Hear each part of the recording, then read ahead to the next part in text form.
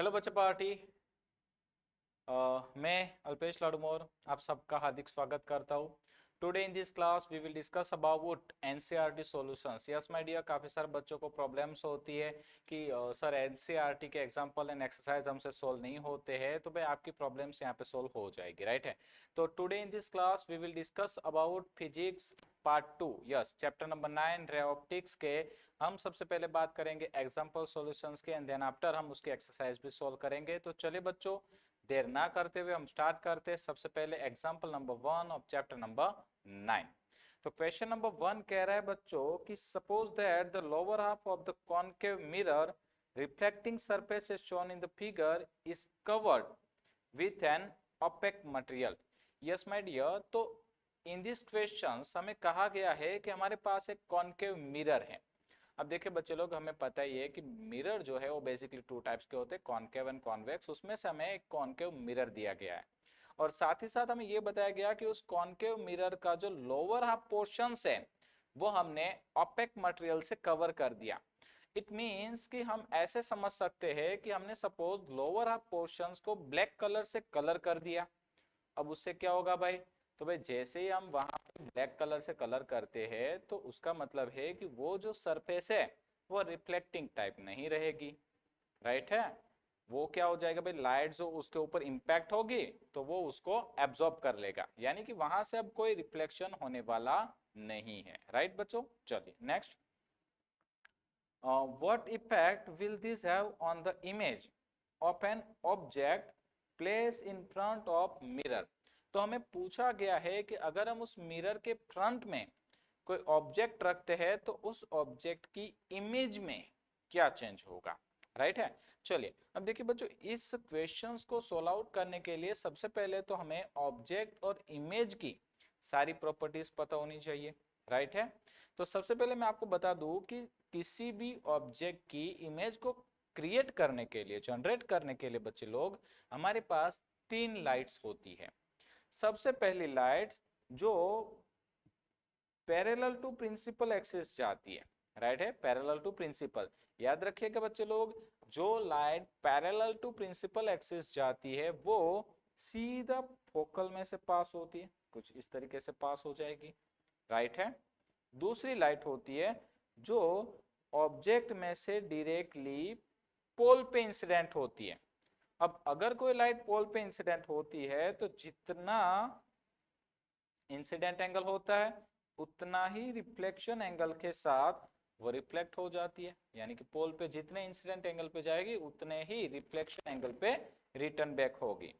और third light होती है कि अगर कोई लाइट हमारे फोकल में से पास हो, राइट है, सपोज कोई लाइट हमारे फोकल पॉइंट में से पास होती है तो नोट करिए बच्चों, वो लाइट रिफ्लेक्ट होके प्रिंसिपल एक्सिस के पैरेलल जाती है, ठीक है।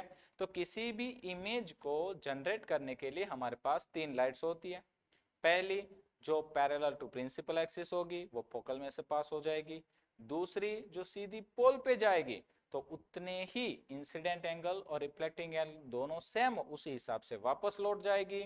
और तीसरी जो फोकल में से पास होती है वो parallel to principal axis reflect होती है। समझ में आ गया बच्चे लोग? चलिए अब यहाँ पे ध्यान दीजिए।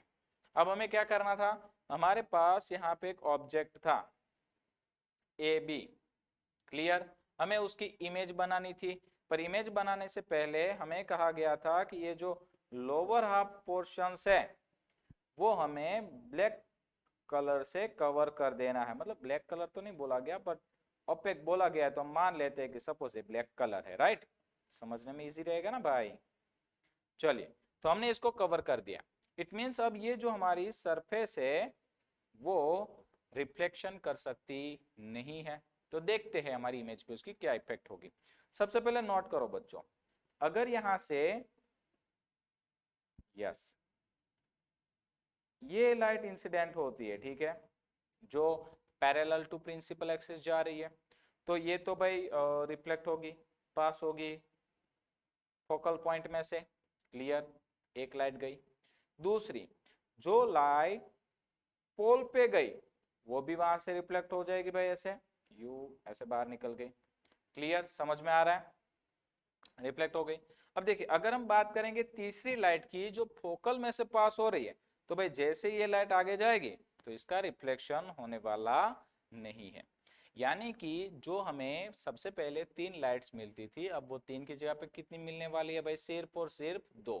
अब देखिए इमेज को जनरेट करने के लिए मिनिमम 2 लाइट्स मिले तो भी इनफ है।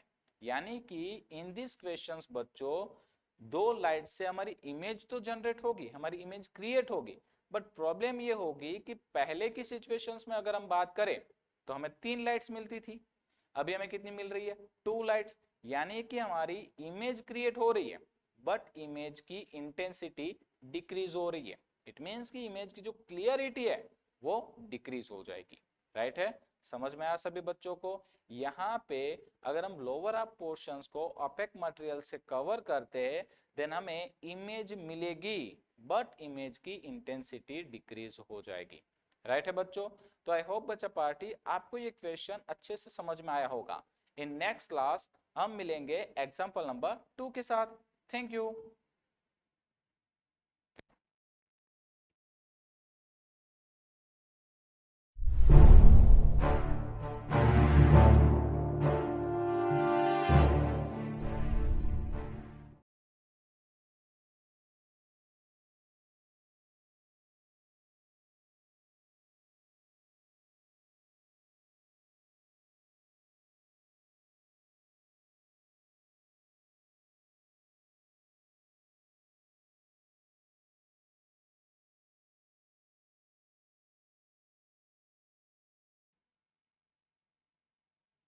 हेलो बच्चा पार्टी,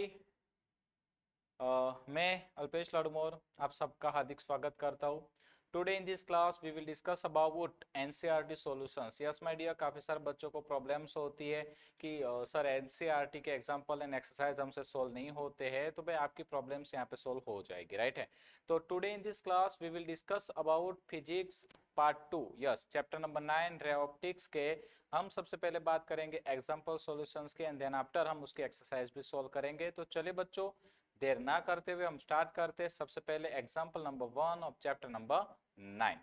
तो क्वेश्चन नंबर 1 कह रहा है बच्चों कि suppose that the lower half of the concave mirror reflecting surface is shown in the figure is covered with an opaque material. Yes my dear, तो इन दिस क्वेश्चन हमें कहा गया है कि हमारे पास एक कॉन्केव मिरर है। अब देखिए बच्चे लोग, हमें पता ही है कि मिरर जो है वो बेसिकली 2 टाइप्स के होते हैं, कॉन्केव एंड कॉन्वेक्स। उसमें से हमें एक कॉन्केव मिरर दिया गया है और साथ ही साथ हमें ये बताया गया कि उस कॉन्केव मिरर का जो लोअर हाफ पोर्शन है वो हमने ओपेक मटेरियल से कवर कर दिया। इट मीन्स कि हम ऐसे समझ सकते हैं कि हमने सपोज लोअर हाफ पोर्शंस को ब्लैक कलर से कलर कर दिया। अब उससे क्या होगा भाई, तो भाई जैसे ही हम वहां पे ब्लैक कलर से कलर करते हैं तो उसका मतलब है कि वो जो सरफेस है वो रिफ्लेक्टिंग टाइप नहीं रहेगी। राइट है, वो क्या हो जाएगा भाई, लाइट जो उसके ऊपर इंपैक्ट होगी तो वो उसको एब्जॉर्ब कर लेगा, यानी कि वहां से अब कोई रिफ्लेक्शन होने वाला नहीं है। राइट बच्चों, चलिए next. what effect will this have on the image of an object placed in front of mirror? तो हमें पूछा गया है कि अगर हम उस मिरर के फ्रंट में कोई ऑब्जेक्ट रखते हैं तो उस ऑब्जेक्ट की इमेज में क्या चेंज होगा। राइट है, चलिए अब देखिए बच्चों, इस क्वेश्चंस को सोल्व आउट करने के लिए सबसे पहले तो हमें ऑब्जेक्ट और इमेज की सारी प्रॉपर्टीज पता होनी चाहिए। राइट है, तो सबसे पहले मैं आपको बता दूं कि किसी भी ऑब्जेक्ट की इमेज को क्रिएट करने के लिए, जनरेट करने के लिए बच्चे लोग हमारे पास 3 लाइट्स होती है। सबसे पहली लाइट जो पैरेलल टू प्रिंसिपल एक्सिस जाती है। राइट है, पैरेलल टू प्रिंसिपल, याद रखिएगा बच्चे लोग, जो light parallel to principal axis जाती है वो सीधा फोकल में से पास होती है, कुछ इस तरीके से पास हो जाएगी। राइट है, दूसरी लाइट होती है जो ऑब्जेक्ट में से डायरेक्टली पोल पे इंसिडेंट होती है। अब अगर कोई लाइट पोल पे इंसिडेंट होती है तो जितना इंसिडेंट एंगल होता है उतना ही रिफ्लेक्शन एंगल के साथ वो रिफ्लेक्ट हो जाती है, यानी कि पोल पे जितने इंसिडेंट एंगल पे जाएगी उतने ही रिफ्लेक्शन एंगल पे रिटर्न बैक होगी।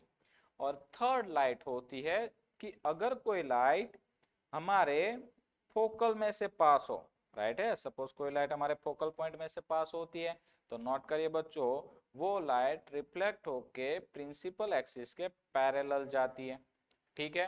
तो किसी भी इमेज को जनरेट करने के लिए हमारे पास तीन लाइट्स होती है। पहली जो पैरेलल टू प्रिंसिपल एक्सिस होगी वो फोकल में से पास हो जाएगी। दूसरी जो सीधी पोल पे जाएगी तो उतने ही इंसिडेंट एंगल और रिफ्लेक्टिंग एंगल दोनों सेम उसी हिसाब से वापस लौट जाएगी। और तीसरी जो फोकल में से पास होती है वो parallel to principal axis reflect होती है। समझ में आ गया बच्चे लोग? चलिए अब यहाँ पे ध्यान दीजिए।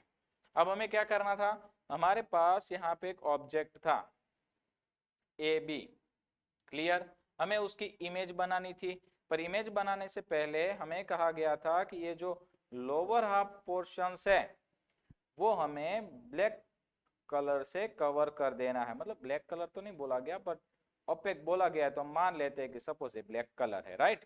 समझने में इजी रहेगा ना भाई? चलिए, तो हमने इसको कवर कर दिया। इट मीन्स अब ये जो हमारी सरफेस है वो रिफ्लेक्शन कर सकती नहीं है। तो देखते हैं हमारी इमेज पे उसकी क्या इफेक्ट होगी। सबसे पहले नोट करो बच्चों, अगर यहां से यस ये लाइट इंसिडेंट होती है, ठीक है, जो पैरेलल टू प्रिंसिपल एक्सिस जा रही है, तो ये तो भाई रिफ्लेक्ट होगी, पास होगी फोकल पॉइंट में से, क्लियर, एक लाइट गई। दूसरी जो लाइट पोल पे गई वो भी वहां से रिफ्लेक्ट हो जाएगी भाई, ऐसे यू ऐसे बाहर निकल गई, क्लियर, समझ में आ रहा है, रिफ्लेक्ट हो गई। अब देखिए अगर हम बात करेंगे तीसरी लाइट की जो फोकल में से पास हो रही है, तो भाई जैसे ये लाइट आगे जाएगी तो इसका रिफ्लेक्शन होने वाला नहीं है। यानी कि जो हमें सबसे पहले तीन लाइट्स मिलती थी, अब वो तीन की जगह पे कितनी मिलने वाली है भाई? सिर्फ और सिर्फ दो। अब देखिए इमेज को जनरेट करने के लिए मिनिमम 2 लाइट्स मिले तो भी इनफ है। यानी कि इन दिस क्वेश्चंस बच्चों 2 लाइट से हमारी इमेज तो जनरेट होगी, हमारी इमेज क्रिएट होगी, बट प्रॉब्लम ये होगी कि पहले की सिचुएशंस में अगर हम बात करें तो हमें 3 लाइट्स मिलती थी, अभी हमें कितनी मिल रही है? 2 लाइट्स। यानी कि हमारी इमेज क्रिएट हो रही है बट इमेज की इंटेंसिटी डिक्रीज हो रही है। इट मीन्स कि इमेज की जो क्लियरिटी है वो डिक्रीज हो जाएगी, राइट है। समझ में आया सभी बच्चों को? यहाँ पे अगर हम लोअर हाफ पोर्शंस को ओपेक मटेरियल से कवर करते हैं देन हमें इमेज मिलेगी बट इमेज की इंटेंसिटी डिक्रीज हो जाएगी, राइट है बच्चों। तो आई होप बच्चा पार्टी आपको ये क्वेश्चन अच्छे से समझ में आया होगा। इन नेक्स्ट क्लास हम मिलेंगे एग्जाम्पल नंबर 2 के साथ। Thank you.